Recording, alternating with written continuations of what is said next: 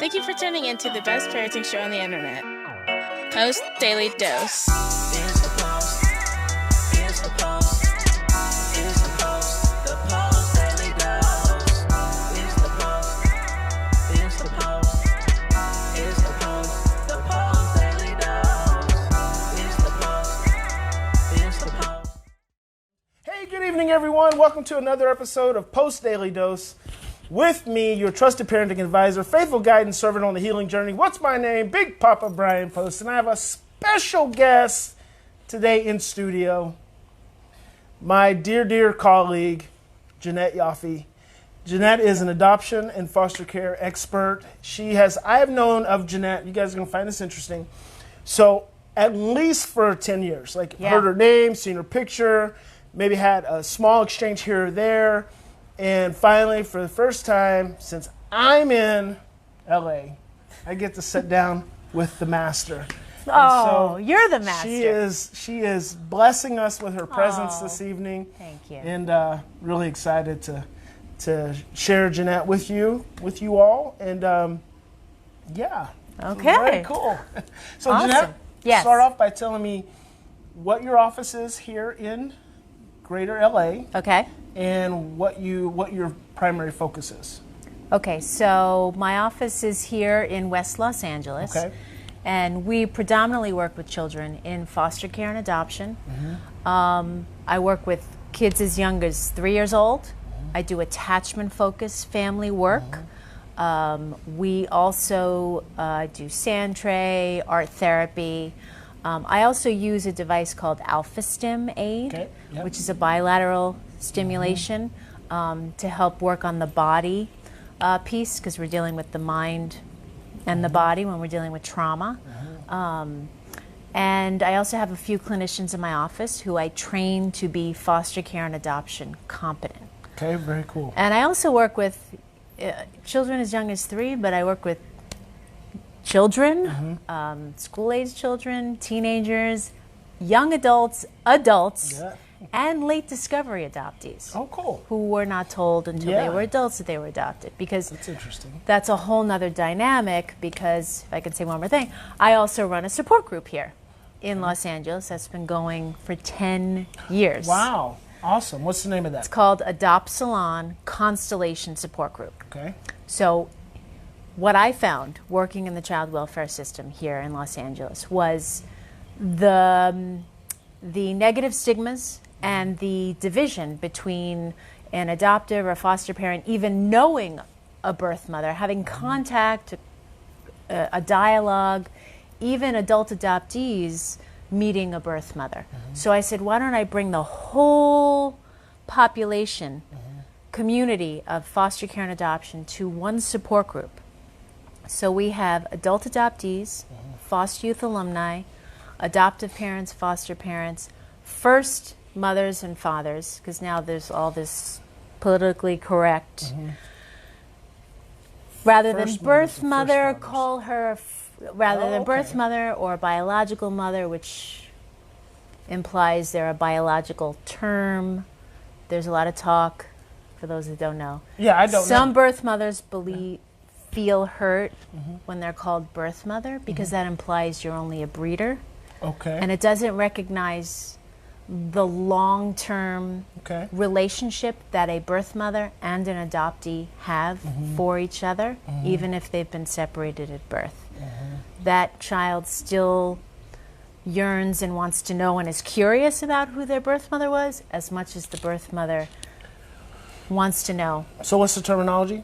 The new terminology? First mother or first father, but then first father. I don't want to get political here, but then it also feels like, and then as the adoptive family, the second mother and so father. So then there's contentions with that. Yes. Yeah. So it's an open dialogue that I believe the adoption community needs to have together. So that's why I started this group. Fantastic. Oh, that's excellent. And it's really, people walk away like totally changed, 360, like, wow, I now see birth mothers in a different way, first mothers. Now an adoptee can say something to an adoptive parent that they wish their parent had done for them. So it becomes very healing for everybody. So and adoption it's powerful. constellation.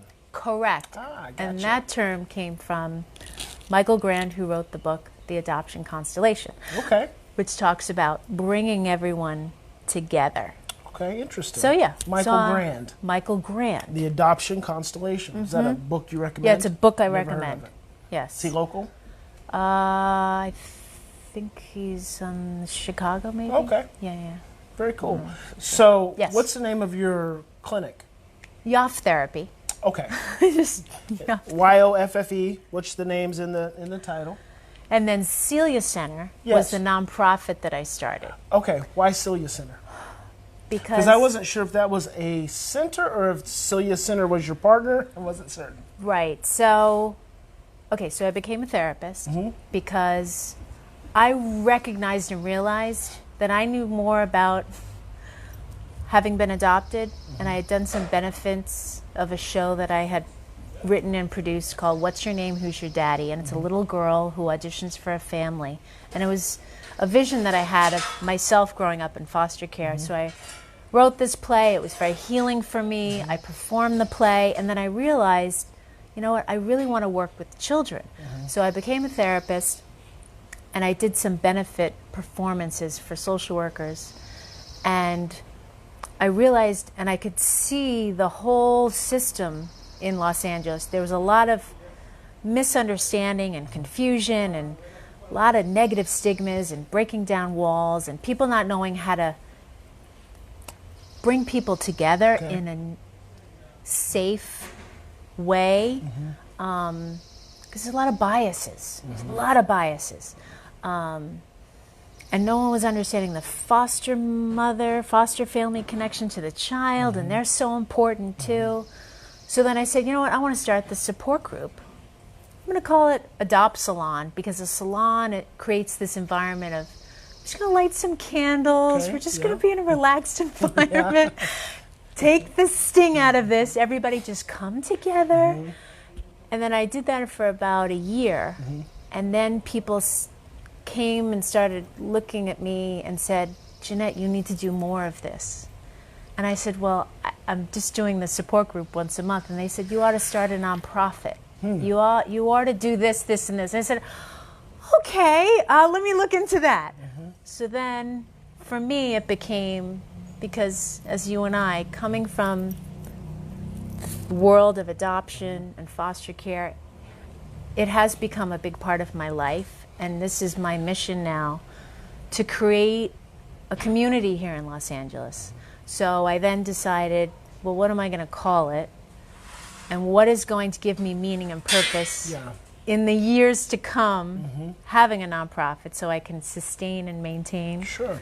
And I said, I'm going to call it, I'm going to name it after my first mother, my birth mother, Celia. Oh, okay. And whenever I say that, it's very touching for me, because I wish my birth mother, Celia, had a place to turn to where she could receive support and acknowledgement that she's just as important as the foster family, the adoptive family, the adoptee, the foster youth, that birth mothers need more recognition. And I'm a big advocate for open adoption. And even children who've been in multiple foster homes, I do open foster care reunions. So I had one little girl, she was in 3 foster homes, and then I'll put this to a close. She was in 3 foster homes and she was adopted, and she blamed herself, that it was all her fault, that she couldn't stay in those foster homes. And when I just tapped into my child's self and really identified with what she was feeling, I said, you know what, this little girl needs to know it's not about her. And it was not her fault that these 3 foster homes could not parent her, that there were bigger and larger circumstances other than herself. But I also said, you can explain that to a child, but unless they have a reunion and see that family again and hear that from the family, then they will integrate it in their mind and their body. So we actually facilitated. I called each foster home, talked with the first foster mother. I said, this is part of her healing. Help me understand what happened so that we can help her move through these feelings of feeling less than, unwanted, Yeah. which was contributing to her learning, her ability to make friends. Her development was delayed because Sure. of these. She had reunion with each foster family. Wow. And it took, I mean, it's a lot on the therapist and the family to do this. And not every therapist is going to do this. But I saw it as necessary. Yeah. And this little girl is doing so well. That's awesome. And her self-esteem has increased instrumentally. And I'm just so proud of that piece That's and that fantastic. work. It takes us all coming together for the best interest of that child. Yeah. And that's child welfare. Yeah. So I'm really working on changing the system out here so that we can see the bigger picture and what is necessary, because the adults need to come together and go, That's right. we need to be responsible for what happened to this child. So that's what I'm doing out here, Brian. That's cool. That's big. That's fantastic. It's a lot. That's awesome. There's so Yes. so. First of all, the fact that what Jeanette's just sharing about the importance of the foster child hearing, because this is how we're tying this into Foster Care Awareness Yes. Month.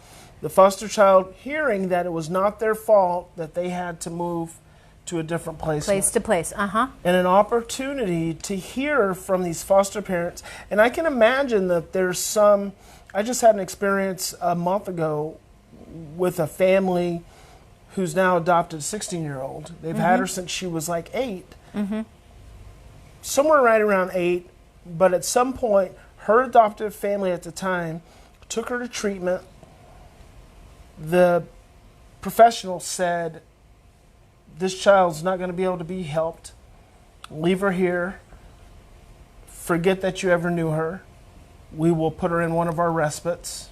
Oh, my God. They had a semi-truck pull up, little girl, and this is after doing some really intense attachment therapy. So really putting this kid through the ringer emotionally, Right. trying to break her down, like some dysfunctional attachment therapy kind of stuff. And so the next day, the little girl's jumping on the trampoline. A semi-truck pulls up. A stranger says, "You're coming with me," puts the kid in the cab of the semi. She's throwing a conniption fit. Her parents tell her nothing. Therapist tells her nothing. And they drive her 3 hours off and drop her off at a boot camp style respite home. And the old adoptive parents sent her letters about how bad her behavior was and why she's not going to be a part of their family anymore. Is that not just That horrible? is traumatic. That's Oh. creating more trauma Oh, for it that did. child. It did, and that was something the now 16-year-old. Thank goodness she's in a home with a family now that have really Committed. seen her through. Yeah, Yes, they're yes. fully committed. They've seen her through. And it's not easy. And it hadn't been easy for them, but she really stepped up and they stepped up. And so that part's been amazing. But the reason I say that is because I can imagine there could be some foster families, especially the way we look at children traditionally, Yes. that want to place blame on the kids. And what you said Yes. is the adults have to take responsibility. Yes. And that's huge. Yes. That's a paradigm shift. That's a Yes. game changer. Yes. And Yes. so that's really cool. And I teach trauma-informed practice. Yeah. Foster parents need to be trauma-informed. It's fantastic. So it's really important.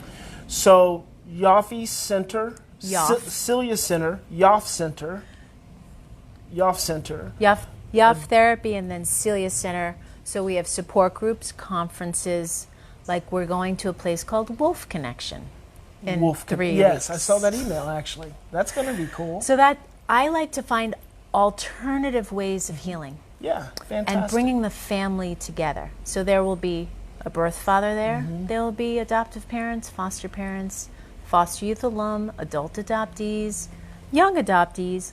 We're all there together, receiving and meeting wolves that have also been adopted by a place called Wolf Connection, who are Fantastic. also, not also, but they experienced either abuse, neglect, abandonment.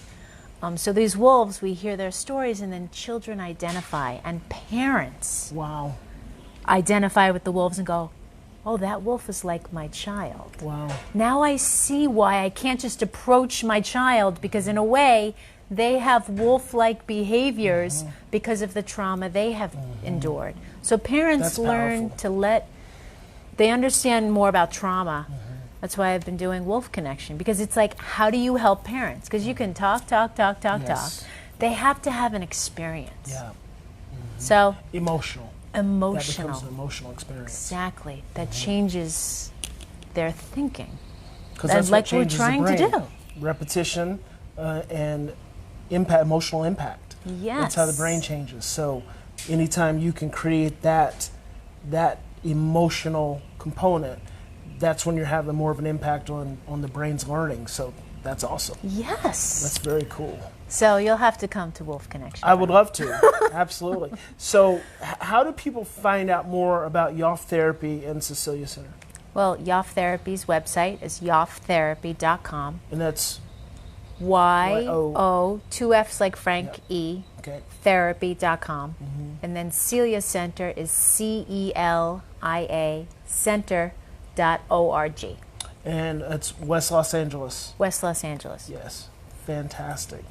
So I'm not going to hold Jeanette up any longer. I am actually going to sweep her away and have my private counseling session with the master and hopefully reach enlightenment. So thank you guys for joining me. Remember, in any given situation, there are always two choices. We can choose to react from overwhelm and stress and fear, or we can stop. We can take 3 to 10 deep breaths. We can slow down, and we can choose love. So God bless. Big Papa loves you, and we'll catch you tomorrow. Awesome. Bye.